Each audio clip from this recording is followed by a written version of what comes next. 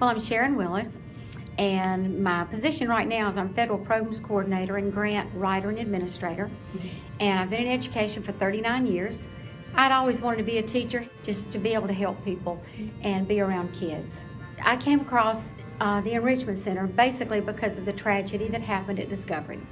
I was principal there, and in February of 2010, I had a 15-year-old to bring a gun to school, and at the very end of the day, right before our last block, he had targeted another student and he shot that student.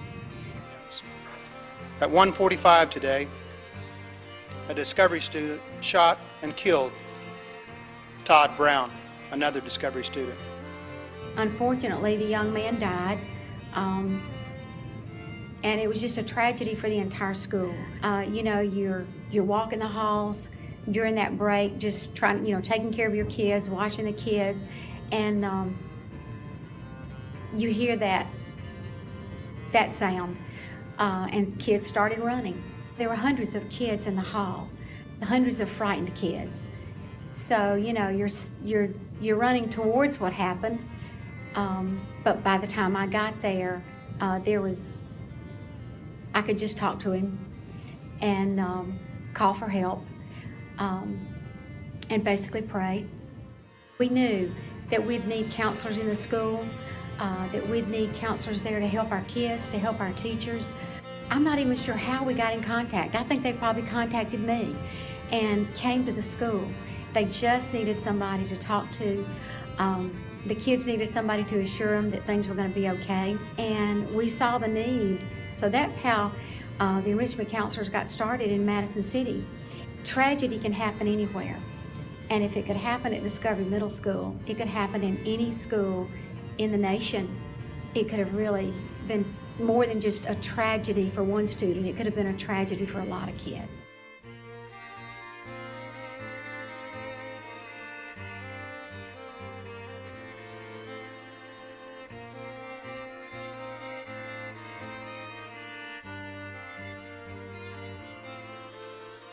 Schools are dealing with children who, they're cutting themselves because of emotional pain. Bullying goes on in the school. You have cyberbullying, which is turned into a really big issue, I think. And also, mental health issues now. I hate to say it, but as a state, we're not doing a very good job. Children that suffer with depression. There's always that child that's quiet, that may be going through a difficult time, conflicts at home, and if they feel alone, if there's no one there to talk to, then that situation can get that much worse. I talked with some of my counselors, and they said, "Oh, Sharon, if we could have somebody here every day, it would provide such a help."